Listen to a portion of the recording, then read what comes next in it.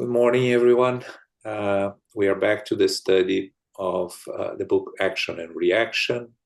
And before we start chapter 17, here what we studied last month on chapter 16 called Mitigated Debt. We saw the case of Adelino Correia, that his spiritual credits earned through service and intercessions received on his behalf. He was a very humble and poor man working to help and assist people of all that came to the Spirit Center that he was working and other places. And we learn about the reasons that he is going through this experience because of the debts incurred by him in his last existence, and his procedure on redeeming them, how he's acting to redeem the debts. We learn also the beneficial limitation in Adelino's congenital illness. We learned that he was supposed to have a severe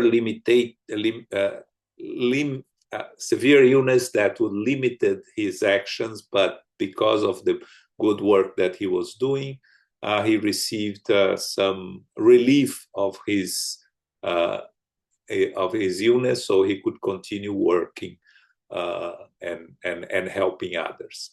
And finally, we see his father, who was his greatest creditor in the last existence, reincarnating and rejected by the mother, tenderly welcomed by Adelino, the ungrateful son of the past, who is now rehabilitated. Again, this book is, like the title says, action and reaction. So we keep studying cases of action and reaction, how it happens. So on chapter 17, we are going to go into another case of action and reaction. It's called Mitigated Debt. Zoraida, do you need me to increase the font, or you're good? Yes. Like this? A little. Okay. Mm-hmm. Okay. Okay. Thank you. Mitigated Debt, chapter 16. In our studies of the law of cause and effect, we cannot leave out Adelino Correia. Oh, sorry. That's the previous one. Oh, that's 17. We're doing 17, yeah. Right. We're 17 today. I went back to get it. And I'm not looking either. I'm seeing 16. Okay. Yeah. Expiring debt. Okay. Silas had a new lesson for us in a sad hospital ward for indigents.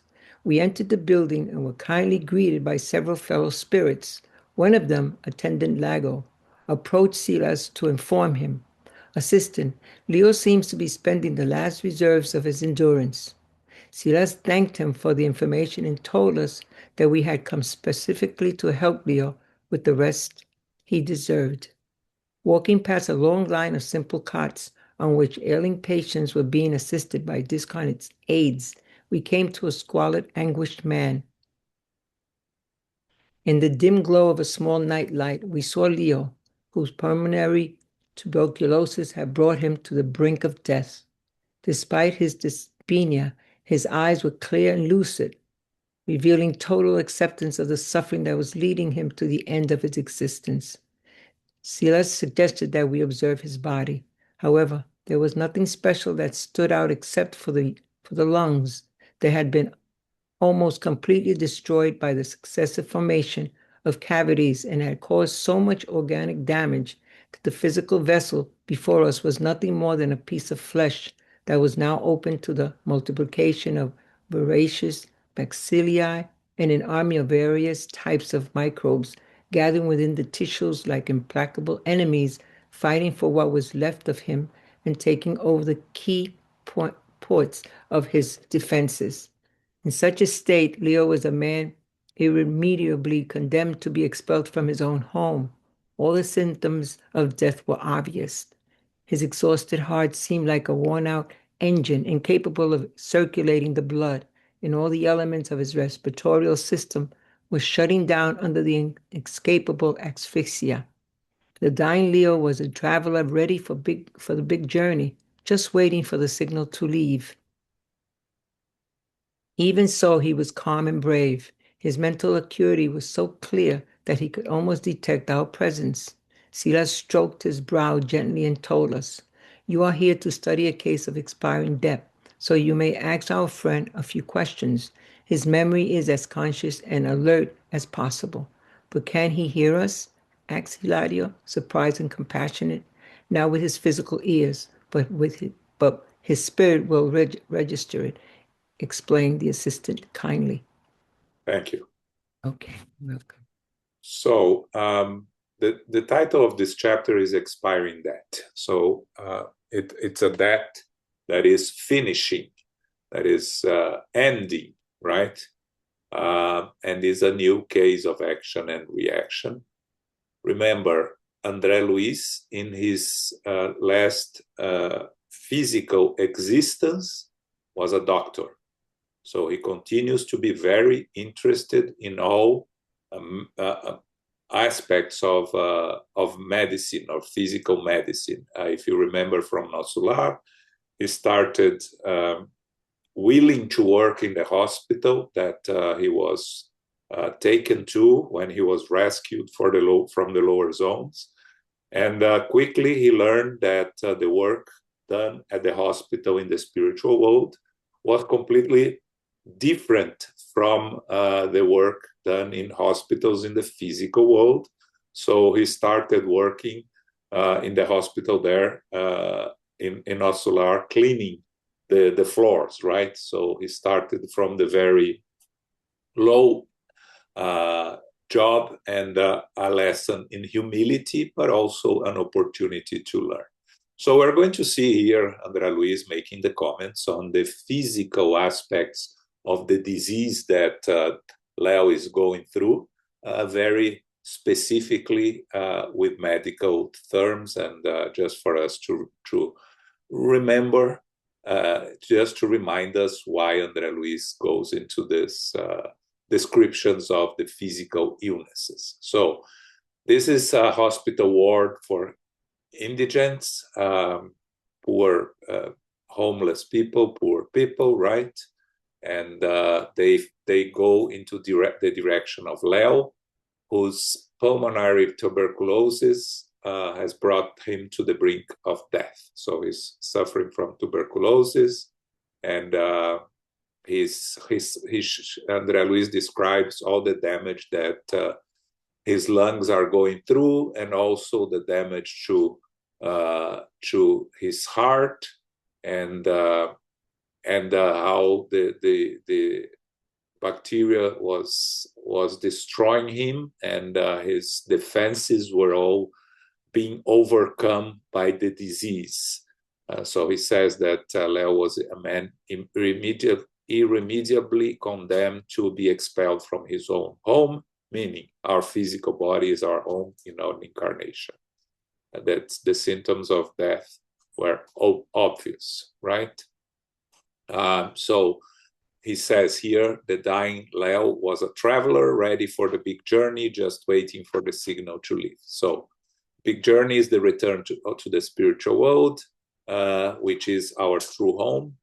So he's in the end of his physical life in the hospital. But he shows signs of being calm, of being in a peaceful state of conscience. Andre Luiz tells us that his mental acuity was clear, so he almost could detect our presence.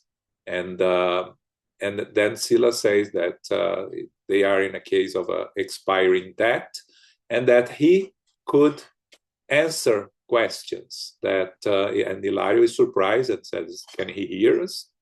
And Silas saying his memory is as conscious and alert as possible, that he could hear them not with his physical ears, but the spirit will register it. which is a very interesting case here. When we think of cases of near-death experience, right? Descriptions of near-death experiences. We see patients describing everything that they see happening in the hospital bed. Some describe their surgeries they are going through, like they were watching from above. Some describe other experiences outside the physical body, in the spiritual world, which we know, studying Spiritism, that they are all possible. They are all, I'm not going to say that everything is true, because we have our own imagination that interferes even in cases of near-death experience. But most of the descriptions that people come with have a good chance of being true. So it is exactly what's happening here. His physical body is in the last moments of life. So the physical body is very close to die. But we know that the spirit is eternal, and he is kind of already detached from his physical body and experiencing the spiritual world, of course, in a little bit, in a state of confusion a little bit, but he's alert and conscious in the spiritual world. So we have to be very careful here to separate the physical body, which is almost dying, and the spirit, who is somewhat lucid and conscious in the spiritual world and is able to communicate in a sense. We are going to see how he's going to communicate here, okay? Any questions here? Okay, Zoraida, let's continue. Okay. With intense sympathy, I bent over that brother suffering from his harsh trial, recognizing the faith displayed in his eyes. I embraced him and asked out loud, Leo, my friend, do you realize that you're on the threshold of the real life? That you'll be leaving your body in just a few hours? Believing that he was talking to himself, Leo registered my questions, word for word, as if they were transmitted to his brain by an invisible wire. As if he were conversing with himself, he spoke in thought. Oh yes, death. I know that tonight I shall probably meet my just end. Continuing our dialogue, I asked, aren't you scared? Nothing to be afraid of, he answered very calmly.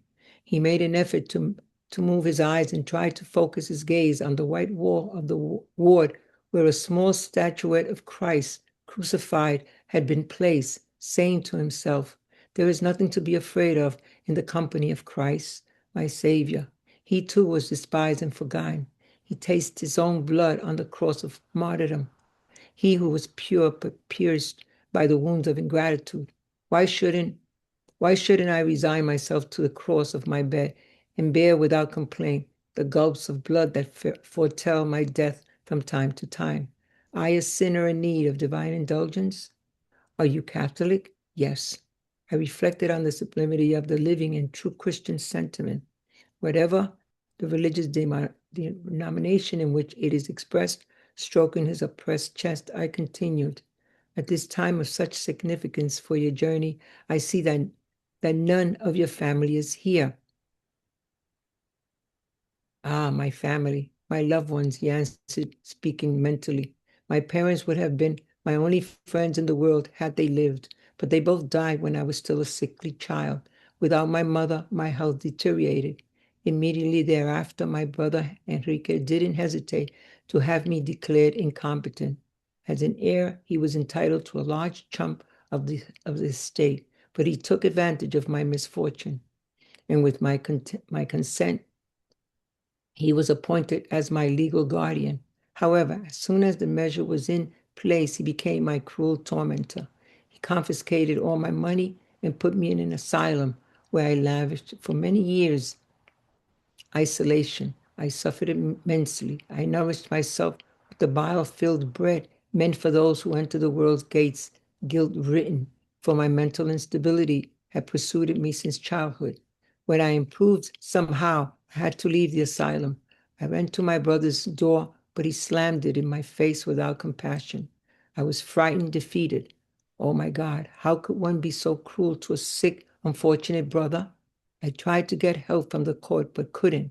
Enrique was the sole owner of all our assets, legally speaking. Ashamed, I sought out other venues. I looked for an honest job, but found only that of a night guard posted outside a large office building. I was given the job by a man who felt sorry for my condition. However, I was exposed to the cold of the night, and soon an insidious fever began slowly consuming me. I don't know how long I was like that, defeated by an indefinable apathy. One day I felt exhausted into a puddle of the blood that had come out of my mouth, and mercifully people brought me to this hospital. How do you feel about Enrique? Are you bitter toward him? Seeming to immense his memory in waves of tenderness and longing, Leo allowed tears to fill his eyes in dolorous mental quietude. Then he said to himself, poor Enrique, shouldn't I pity him? Wouldn't he have to die also? What good is all this legitimate inheritance doing him if he too will have to leave his body one day? Why would this be an issue if he is even unhappier than I? And turning back to look at the statuette of Christ, he continued, though marked and scourged, Jesus forgave offenses and desertions. Nailed to the cross, he didn't complain about the friends who had turned him over to humiliation and suffering.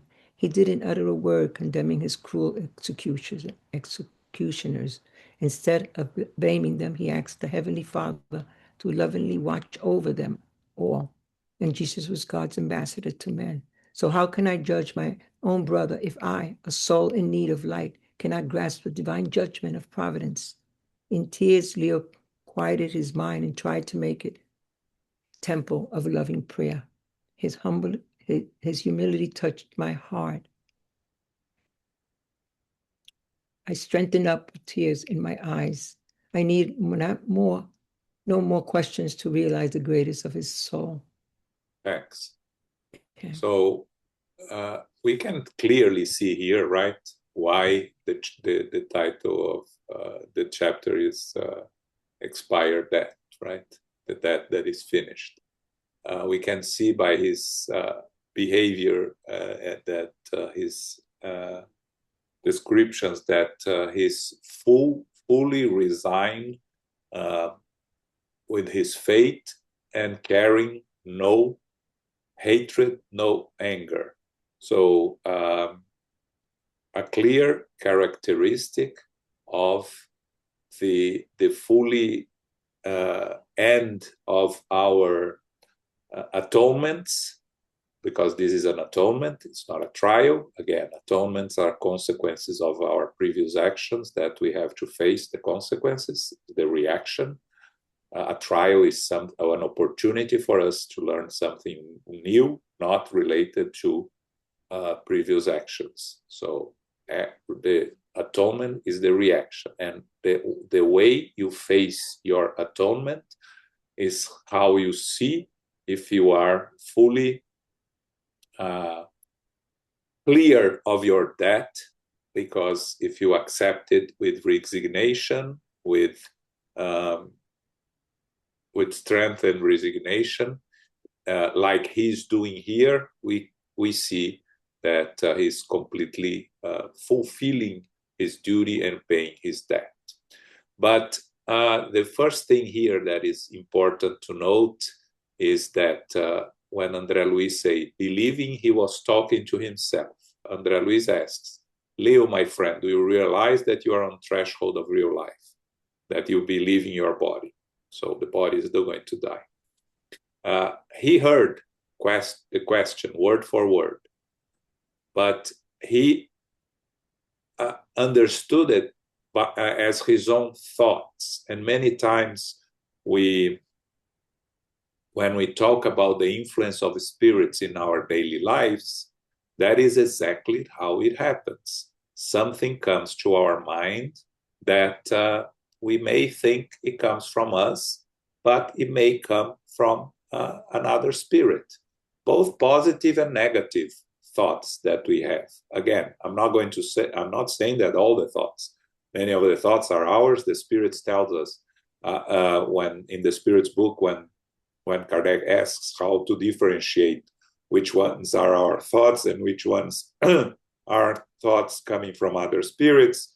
And Kardec says that generally, the first thought that comes to our mind is ours, and the second thought is coming from the spirits. But again, we are not going to be paying attention to that. It's not relevant. If it was relevant, it would be clear. And because it's not relevant, we should just focus on the thoughts we are having and how they are affecting our lives positively or negatively, what we do with them. So here, Leo is the same. He's registering the questions as if they were his own thoughts, his thinking. And Andre Luiz is communicating with him through his thoughts, spirit to spirit. Again, not the physical body. Perispirit to perispirit. So he starts talking to himself. Oh yes, death. I know that tonight I shall probably meet my just end. So he's lucid enough to understand that his physical body is close to dying and that he's going to return to the spiritual world. And Andre Luiz asks if he's scared, and then he says that, there is nothing to be afraid. I'm in the company of Christ, my Savior. He describes how Jesus suffered in the cross, and why shouldn't he resign myself to the cross himself if Jesus went to the crucifixion without any complaints. So Andre Luiz asked if he is Catholic, and he said yes. Remember, we're talking beginning of the 19th century, beginning of the 20th century in Brazil, right? This book was written in the 1950s. Andre Luiz is telling his experience in the spiritual world beginning of the 20th century, when probably 95% or even more of Brazilians were Catholics. So that's a natural conclusion, of course. But Andre Luiz, what is important, and again, Andre Luiz reflecting on the sublimity of the living and true Christian sentiment, whatever the religious denomination in which it is expressed. Again, Spiritism reinforces to us the concept that what is important is our faith, our work to improve ourselves, and if we are seriously committing to a faith that we should follow, and we should not interfere with others' faith if there is no upside for them, for us to be proselytizing Spiritism or any other belief. In this case, we see here someone that is very comfortable in his faith, so there is no reason for Andre Luiz to talk about anything that deviates him from what he believes and what is comforting and helping him. Okay, so Andre Luiz asks, where is his family? He's there alone. So his answer, speaking mentally. Again, his thinking, and Andre Luiz is receiving his thoughts. So what's happening here, there are two possibilities, right? First, that he's talking to himself and Andre Luiz is listening. The second thing is he's thinking and Andre Luiz is receiving his thoughts. Both things are possible. He doesn't describe here which is the case, but he just says speaking mentally, and that's what we go with. So Andre Luiz is having a conversation with him, mind to mind, spirit to spirit. And he describes that he was born a sick child, and then his parents died when he was young. He was declared incompetent. His brother put him in an asylum, and he was left there. And then after he improved his conditions in the asylum, he was let go. He had nowhere to go. He went to his brother. His brother didn't receive him. He found a job as a doorman in a building outside an office building, got sick, and ended up in the hospital. All this is just his story. Andre Luiz asks, how do you feel about his brother? And there we see that he's already a redeemed spirit, because he, instead of blaming his brother and accusing his brother, which would be the natural reaction to the majority of us, he says, shouldn't I pity him? He will have to die also. What he's going to do with all this illegitimate inheritance? So why would this be an issue if he's going to be even unhappier than I am? So this is a more evolved spiritual understanding of us, of our condition as eternal spirits, of our responsibilities in our physical lives. So he again brings Jesus in the conversation, that he says Jesus was mocked, scourged, nailed to the cross, and he never complained. He didn't condemn his executioners. He asked the Heavenly Father to watch over them. Father, forgive them, for they do not know what they are doing. That's what Jesus said. So he says, how can I judge my own brother if I cannot grasp the divine judgments of providence? And then he went quiet. And Andre Luiz is very touched, because he sees the the greatness of his soul. He understands how an evolved, morally evolved spirit Leo has become in this incarnation. Again, it's a consequence of his struggles in this incarnation, and how he faced the struggles on these incarnations, in this incarnation. Okay. Any questions here? Okay, let's continue. Okay. Hilario was also in tears and had no further questions either. He only asked the assistant if the dying man had reincarnated under the auspices of Mansal. Silas replied promptly, yes, Leo is a ward of our institute. Although materialized in the flesh, there are hundreds of souls that remain connected to it through the roots of their depths. They are usually transgressors in difficult stages of regeneration and are undergoing readjustment. They may reincarnate under the auspices of our institute, but to a certain extent, they are still bound to associations from the past. They come in contact with their influence, consolidating the necessary moral qualities to the inner conflicts that we could call the forge of temptation. How wonderful it is to recognize the parental love of God, who watches over everything in its proper place, exclaimed Hilario. Yes, it is, considered Silas. God's law determines progress and dignity for all. You know that in general. The discarnates sheltered at Mansao comprise a vast group of criminals and addicts. And modifying his tone of voice, he added, just like me. While there, we receive attention and love, assistance and kindness as we re-educate ourselves, sometimes for many years. Even so, one must realize that by accepting the generosity of the instructors and benefactors who offer us that refuge of love, we are only accumulating even more debt for having received such undeserved care, and we will have to repay it in service to our neighbor. However, in order to prepare probably for the task of genuine goodness, we must purge our guilt aggravated inferior state.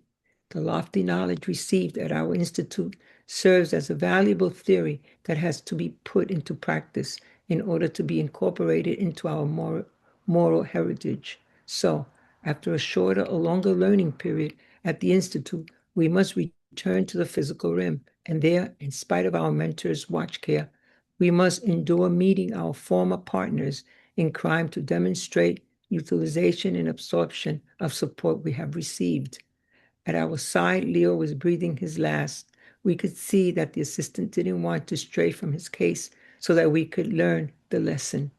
Perhaps that is why Silas infused his exhausted chest with new energies by means of restorative passes. Then he told us, "You have heard the mental statements of our friend who's about to discarnate."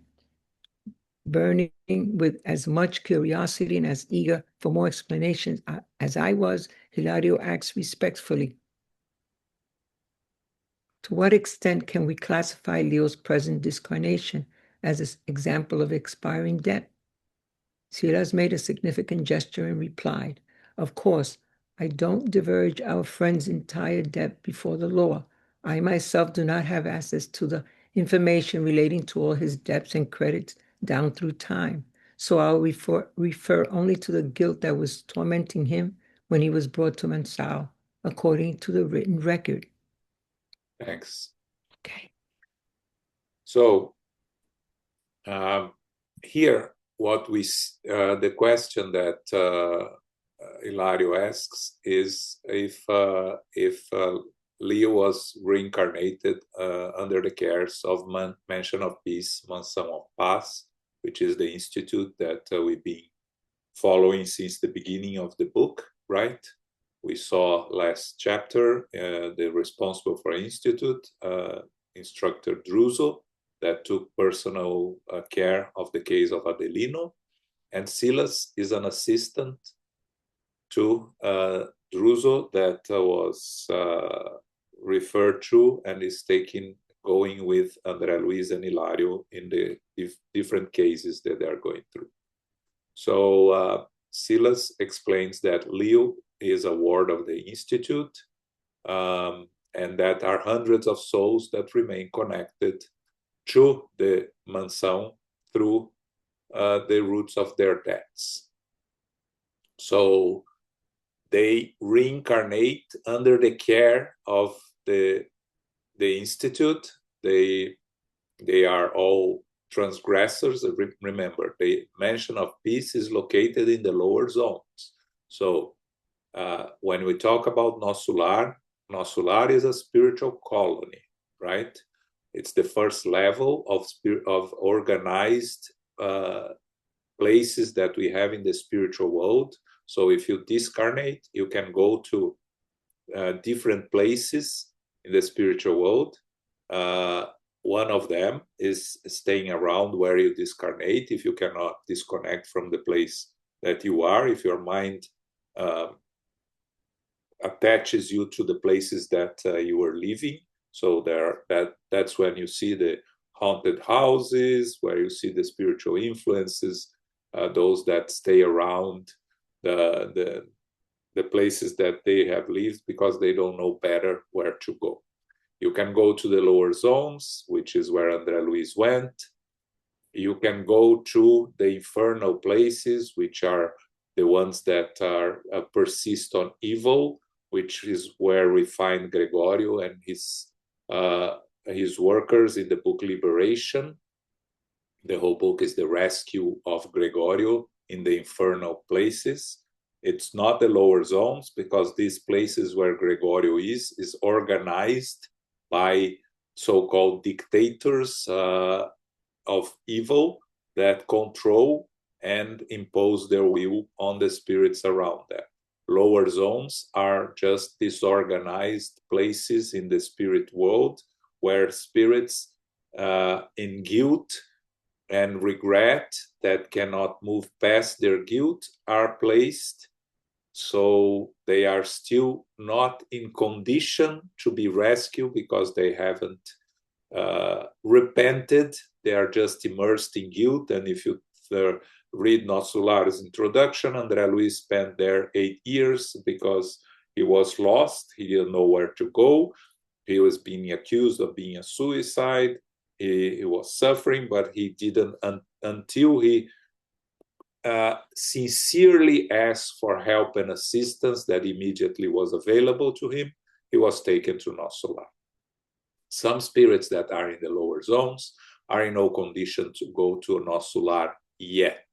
They are ready to be rescued, but they are still not in good condition to be taken to a place like Nosso Lar. So there are transitory houses of assistance in the spiritual world that we have seen in the book Words of Eternal Life, right? That we went through the whole book studying the institute there that was directed by Zenobia and the experiences that Andre Luiz had there. And in this book, we are in another spiritual transitory houses of assistance, which is called Mansion of Peace, Mansão da Paz. So that's an institute that is called transitory because it moves around in the spiritual world in the lower zones. It's located in the lower zones. It's protected. We saw before earlier how the protections that the place Mansion of Peace has. If you go back and read the first chapters, you'll see the defenses of the institute, the spiritual defenses. So the spirits that are taken there, and we saw a couple of cases of spirits taken there to the Mansion of Peace. They go through a treatment. They spend some time sleeping, then they spend some time working, but they are still bound to associations from the past, and they come in contact with their influence, consolidating the necessary moral qualities through the inner conflicts that we could call the forge of temptation. So they are fortifying themselves in Mansion of Peace to prepare for a new reincarnation where they will have to face the consequences of their actions. So Silas talks about the discarnates of shelter and mansão comprised of vast groups of criminals and addicts, just like me. Again, if you want to remember Silas' cases, you go to chapter 9 on this book. When we learn about his personal case, we study his personal case on chapter 9. We receive attention and love, assistance and kindness to re-educate, sometimes for many, many years. But accepting the generosity of the instructors, we are only accumulating even more debt for having received care.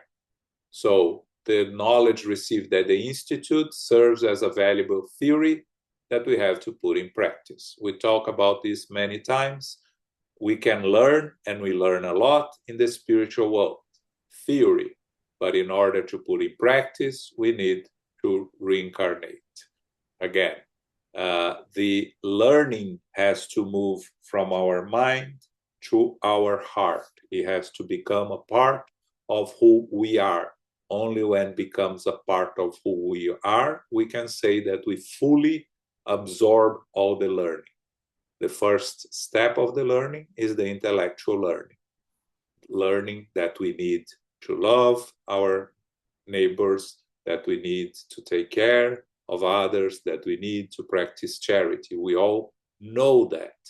But from knowing to becoming part of who we are in our daily lives is something that we need to exercise until we are able to put in practice. So in the beginning, it's a forced work. We force ourselves to practice charity.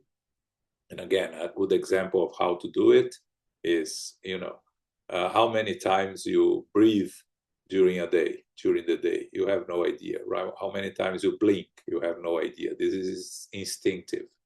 How many times you practice charity today? You can count. 0, 1, maybe 2. A lot of them is 3. So when you can no longer count because charity is part of who you are, that's when it becomes part of you, and you are really fully a charitable person. Okay? So he's saying that he goes to say that we must endure meeting our former partners in crime to demonstrate utilization and absorption of the support we have received. Again, we have to be very clear here that is not an eye for an eye. We are not going to necessarily meeting our victims of our partners in crime in our incarnations, because they may have moved on and they no longer needs us. So in that case, we will meet people that are in similar needs of those our partner in crimes or things like that, so we can repair. In these cases we are seeing here is cases that it's go specifically with cases of the immediate issues that they had, like we saw Adelino in the previous chapter with his father, and we are going to see here Leo, very shortly we're going to see Leo with his brother, what happened there in this case, okay? So Leo here is almost dying, and then Silas gives him some passes, again, passes coming from the spirit in the spiritual world to an incarnate being. So when we talk about the passes in the center, right, many times we say you are receiving treatment from the moment you walk in to the moment you leave. The spirits know what we need. They are giving us spiritual energies at every time that we are there. Of course, when we go there and sit in the chair and we are receiving individualized passes, individualized attention, it helps us focus. It helps us elevate our thoughts. It helps us absorb better the passes we are receiving.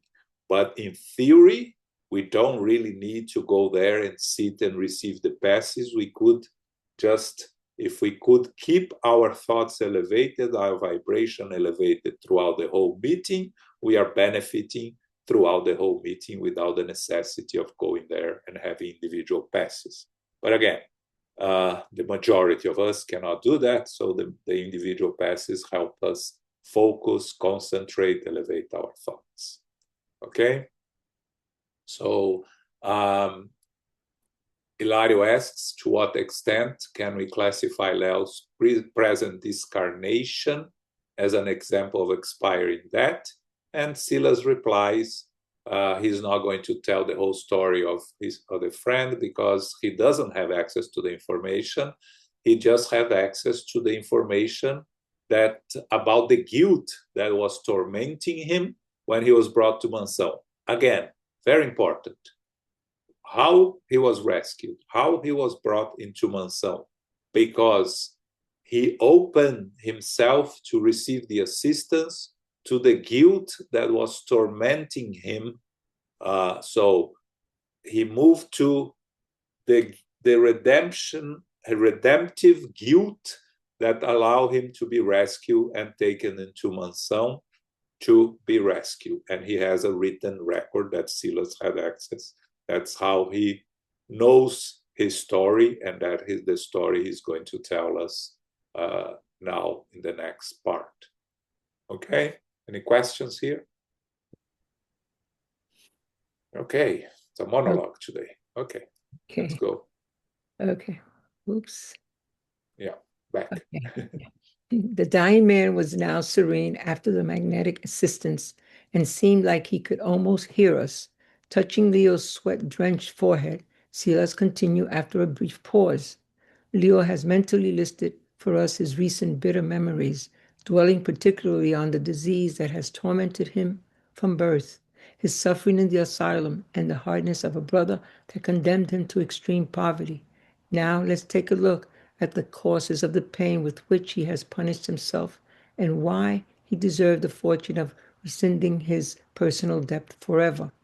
At the beginning of the last century, Leo was the beloved son of a wealthy noble couple living in the city.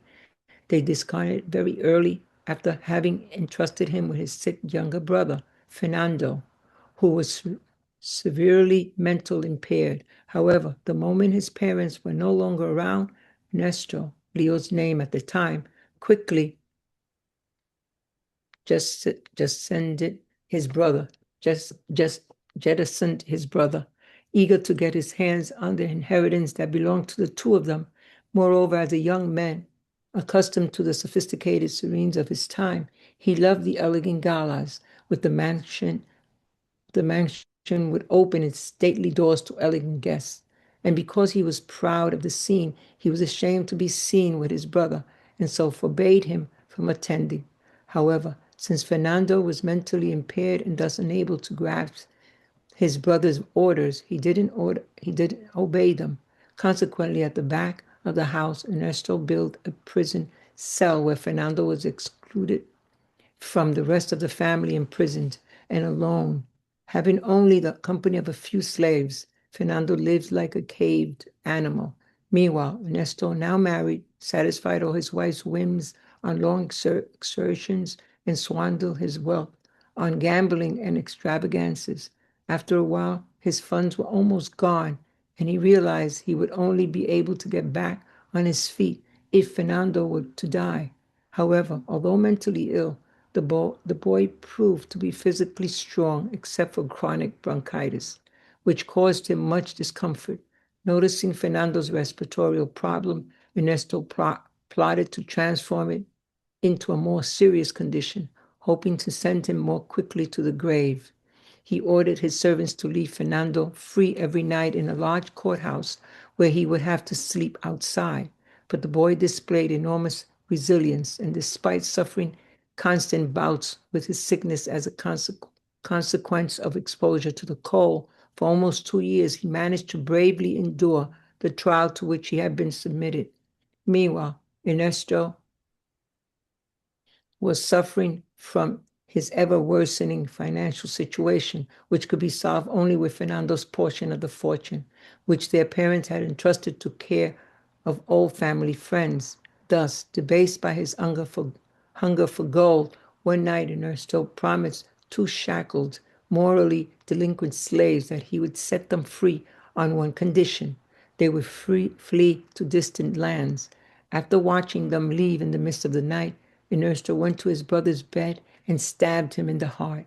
The next morning, when distraught servants showed him the body, he led them to believe that the runaway slaves had been the perpetrators.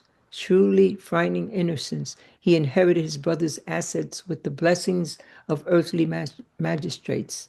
And so it was that, after a lavish life in the flesh, he arrived in the afterlife to begin a long period of expiation.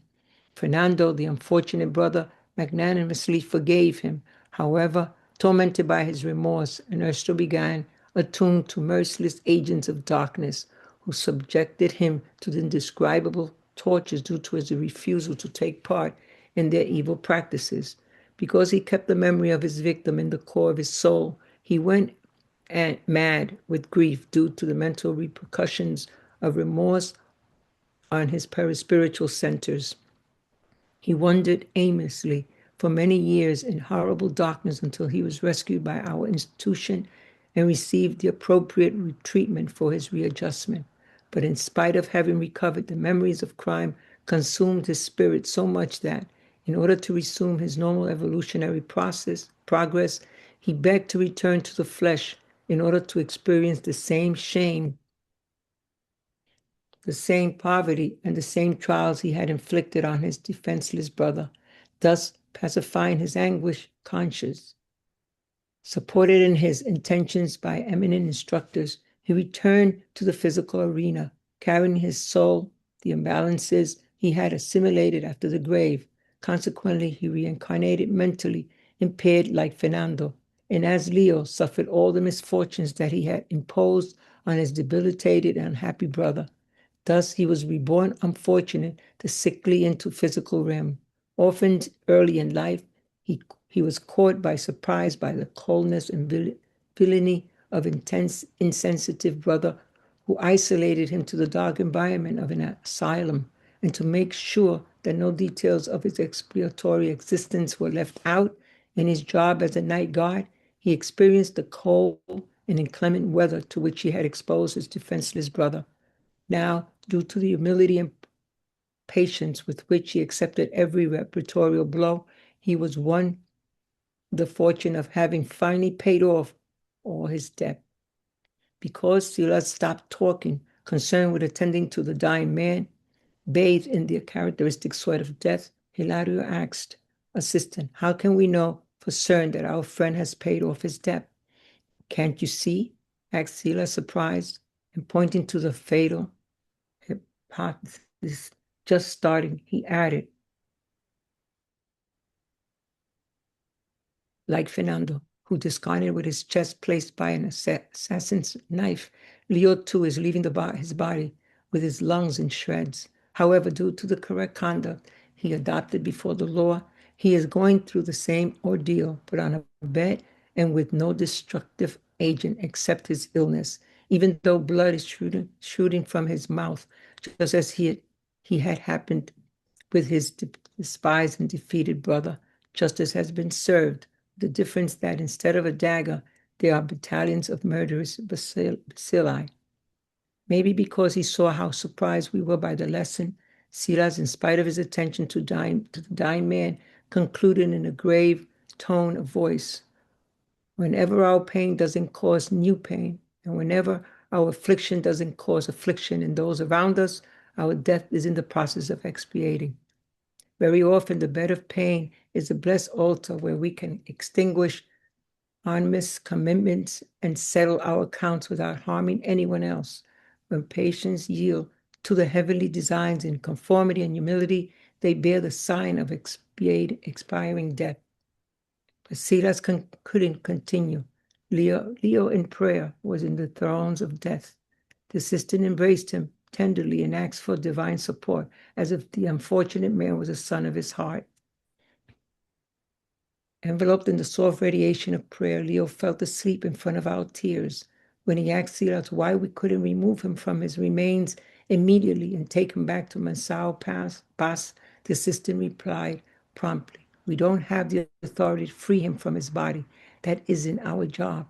After informing the guards that missionaries of deliverance would come in a few hours to assist our resting friend, a thoughtful and emotional Silas suggested that we return to Mansao. Thanks. Okay. So that very long part that Zoraida read tells us the story of Leo, right?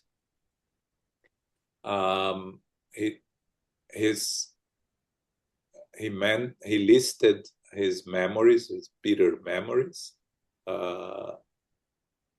So Silas asked them to take a look at the causes of the pain in which he has punished himself. Again, we are the ones that carry the consequences of our own actions. We are the ones, our conscience carries the divine law and is going to cause us to reflect on our actions eventually. So nothing that we do, negative or positive, is without consequences for ourselves. But it is our conscience that is going to reward or punish us in the process, because when we go, when we deviate from the divine law, we receive the consequences, the negative consequences. When we align ourselves with the divine law, we receive the positive consequences. That's action and reaction. So the case of Leo was, in his previous existence, again, a reminder that the previous existence, if we are talking here, the case of Leo in the beginning of the 20th century, the previous existence was in the 19th century, more likely, or before, when slaves were still part of the society. That's why on the description of his previous existence, they talk about slaves, right? Slaves in Brazil were freed only in 1888, which is later than the United States, right? That had the Civil War. So here he has the consequences of his own actions. So in this previous existence,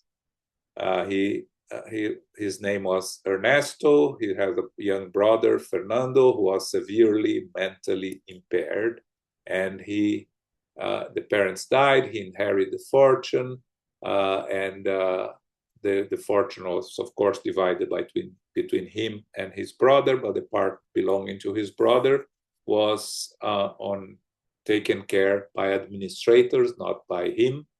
So he used his fortune, living a so-called good life, right? With sophisticated soirees, galas, and the mansion would open the door to guests. And he didn't want Fernando to be seen. Remember, mentally impaired was, and until very recently, was considered to be an embarrassment to families. So throughout the world, we see a lot of cases of people putting them into asylums and trying to hide mentally impaired individuals from their families. So I think the Kennedys had one of their the brothers or sisters. It was a large family, put in an asylum very, very early and hidden from public. So this is something that it happened until very recently. So in this case, Ernesto was ashamed, built a cell for Fernando in the back because he wouldn't behave himself in front of the guests. So he was left in prison and alone with a company of slaves, living like an animal, caged animal. And Ernesto continued spending his money on gambling, extravagances, spent all his money. So he now needed access to Fernando's money. The only way for him to inherit Fernando's money was for Fernando to die. But the boy was strong, continued to live. He tried to expose the boy to the weather, so he could get sick and die. He got in a serious condition, respiratory conditions. Remember, Leo is dying from respiratory pulmonary disease, right? Tuberculosis. But eventually, Fernando was very strong, wouldn't die, so he paid slaves to kill him and run away. So he freed 2 slaves with the condition that they would run away and never come back. And by running away, he killed Fernando and accused the slaves of having killed his brother. And the Earth Justice accepted the explanation, and he inherited his brother's assets. But after he died, what happened? Fernando, the brother, forgave him. So he had no way of paying directly to Fernando, but he was tormented by his remorse.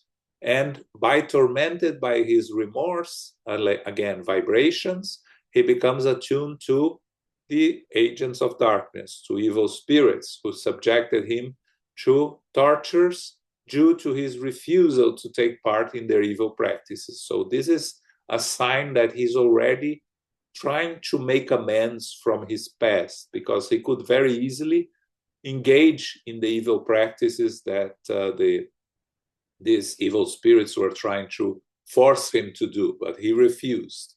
But eventually, the mental repercussions of his memories, the remorse, the grief, after wandering aimlessly for many years in the lower zones, he was rescued by Mansion of Peace, because he was finally in the appropriate condition to be assisted and helped. But even recovering, the memories of the crime still consumed his spirit. So he asked to return to flesh to experience the same thing that he imposed on his brother. He reached by himself the conclusion that only by going through the same experiences that he had imposed on his brother, he would fully repair his debt. So he's born in the same poverty. He goes through the same trials that he inflicted his defenseless brother. He has a brother that put him in an asylum, that take all his money. He's born sick, orphan early in life.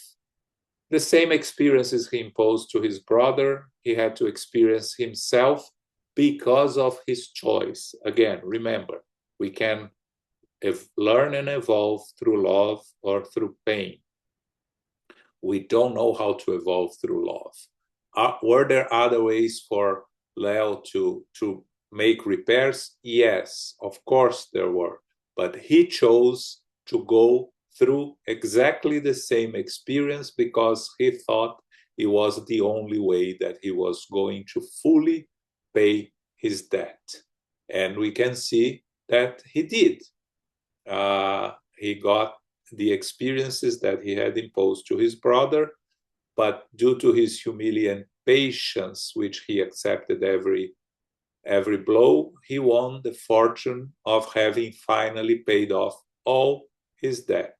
And Hilario asks, well, how can we be sure that he has paid all his debt? And Silas is surprised. He points to the hemoptysis. We don't have Elmo here to explain that. Is the coughing up of blood or bloody sputum from the lungs or airway. It may be either self-limiting or recurrent. That's what he's going through. And so like Fernando, he's leaving his body with his lungs in shreds. He killed his brother with a knife. However, due to his correct conduct, he's going through the same ordeal, but on a bad and we know destructive agent, except the illness. And by showing, by maybe being surprised with the question, Silas explained to them, which is very important, how do we understand that the debt has expired? Whenever our pain doesn't cause new pain, and whenever our affliction doesn't cause affliction on those around us, our debt is in the process of expiring. That's very important, very good for us to learn. Resignation and acceptance. Again, we always talk about active resignation. Means not accepting what is happening to us without fighting and making everything possible to overcome the challenges and difficulties. But if that's not possible, we accept it with resignation. We don't blame anyone else, and we don't impose our suffering on others. Our pain doesn't cause new pain, and our affliction doesn't cause affliction in those around us. Again, it doesn't mean that we should not have assistance and help of our loved ones, and we shouldn't help and assist our loved ones that are in struggling. Yes, but how we show the resignation and acceptance to those around us of our struggles is the way that we are not going to cause them any affliction, that our pain is not going to cause any new pain. That's all very important, and I think that's the main point of this chapter of expired debt, is how do we know that the debt is paid, is finished, the way that Leo faced his challenge. He's not accusing his brother, he accepted his fate. His pain is not causing any new pain on anyone, and the affliction is only afflicting him and no one else. So it is a clear case of expired debt. Of course, for us to learn an example, it has to be very black and white here, right, for us to understand. But that's the idea of a debt that is fully repaid. So he's finishing his life. So Silas starts praying for him. He falls asleep, and then Andre Luiz asks Silas why he couldn't. They could not remove him from his remains, and Silas replied, "We don't have the authority to free him from his body. This isn't our job. There is a team of spiritual benefactors in charge of taking care of the process of discarnation, especially in a case like that, with a spirit that is fully deserving the assistance of being freed of the connections with the physical body and being rescued and taken to a place where he will find peace and tranquility on his return to the spiritual world. We can expect him to be taken back to Mansion of Peace, but for a very short period of time, because as a redeemed worker, he can move to a place like Nosso Lar, to a spiritual colony, and he can start working in a more active process of helping those in need. So that's the end of this chapter. A very interesting case. Ebony, yes. Hi, everyone. So my question is with regard to spiritual colonies. We know of Mansell Paz and of No Solar, and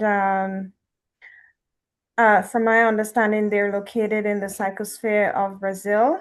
What about other parts of the world? Do we have known spiritual colonies located in other parts of the world? Because I would imagine, oh, they're everywhere. Okay. They're everywhere, yes. There is, of course, we know the names because of, in Brazil, because of Chico Xavier, right? Especially Nosso Lar. So again, two things here. First, Nosso Lar is spiritual colony above the city of Rio de Janeiro. There are spiritual colonies everywhere. We have mentioned, we have many that are mentioned, including one in California, where in the book Voltei, I Came Back, Brother Jacó, which is Frederico Figner, a former director of Mansão do Caminho, of Brazilian Spiritist Federation. He goes back to the spiritual world and he dictates a book to Chico Xavier called I Came Back that describes the process of reincarnation. And one of the, when he was incarnated, Frederico Figner, he was in Brazil, he was the first one who took the recording device that was very new at the time in the beginning of the 20th century to Brazil. He was very interested in these recording devices, was interested in music, and he goes to California to meet one of these famous composers. I forgot his name, if it was, which composer was, I don't remember. But they talk about the spiritual colony above California. Brother X talks about the spiritual colony that he went and meet Marilyn Monroe. There is a very interesting case of his conversation on Marilyn Monroe in one of his books. So there are, of course, there are spiritual colonies above all cities around the world. Now, Mansion of Peace is not a spiritual colony. It's a house of assistance. So it's a so-called hospital in the middle of the lower zones. Okay. Oh, so okay. Nosso Lar is like a city in the spiritual world. Mansion of Peace is like a hospital situated in the lower zones. So these are the differences. There are different types of places. And Nosso, the type of colony that is Nosso, that exists throughout the world, it's the first organized spiritual colony. First, in the sense that it's the lowest level of a spiritual city in the spiritual world, that many spirits are taken, like Andre Luiz was taken. So there are spirits that are still, that are ready to be helped and assisted, but they are not in good condition to go to a city, especially. They need to go through a hospital before. So it's described well in the book, Workers of Life Eternal. In the first books of Andre Luiz, he talks about the spiritual colonies, especially the book Works of Eternal Life, if you want to read more about it. And so, yes, they are everywhere. Of course, it wouldn't be fair to be the only in Brazil. There is a description of a spiritual colony in a book by Reverend O. Dale, which was a spiritualist priest in the UK, that he describes life in the spiritual world in a spiritual colony above in the UK. I don't remember the name of the book. I did a lecture, a presentation on spiritual colonies, the several spiritual colonies. I'll send to you, Ebony, and you'll be able to see the different ones that I found that they exist. Okay. Thank you. I appreciate that. João, is this book, yes. I Came Back, translated into English? No, unfortunately not. Okay. It's a Was great it, book. and when he talks to the composers in California, were composers that were living back there? The spiritual world. The spiritual so not composers that actually were living in California, who does is incarnated in California. Because Schoenberg and Stravinsky were from, they fled Europe to go to California in the 40s, but you don't remember the composer. I don't remember the composer. I can find it, Fabio, and okay. And I'll let you know. I can go quickly here, see if I can find quickly, but I don't think I can. Okay, thanks. Yeah.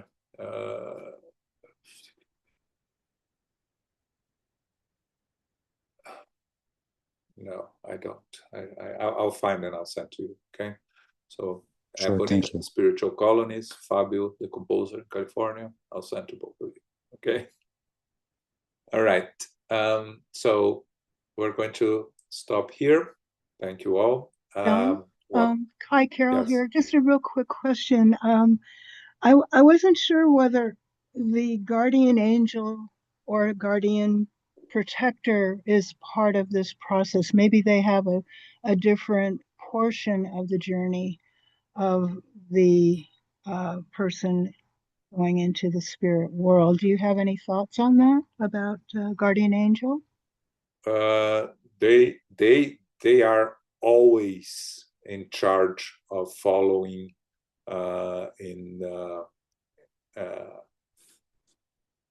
they are always following us to this in everything that happens to us, so we have the spiritual benefactors, we have their familiar spirits, but our guardian angel is in charge of us 24/7. So they are involved with everything that happens to us. Now, let's say in the process of discarnation, we have a team that is going to be responsible for our disconnection with the physical world. Our spiritual guide will be there, but they will be not observing, not participating, because there are roles, specific roles. But our guardian angel or spiritual protector is everywhere with us at all times. Whenever we need it, they are there. Okay. Great. Thanks for clarifying that. Thank you, John. Fabio, I found it was not a composer, it was Thomas Edison that he wanted to connect and met in California. Okay. Great, thank you. Thanks. What we have, yes, something. On Thursday, the study of the Spirit's book is going to be online only, okay? We're not going to be at the center. So for those that access online, no difference. For those that go to the center on Thursday, that it's not many, we are not going to have a presential study of the Spirit's book on Thursday. It's going to be online. Okay? Carol, can you do our final prayer, please? Certainly. Thank you very much, John, for hosting an inspiring class today. Thank you, Sarita, for reading for us, and all who are present, thank you very much for being here.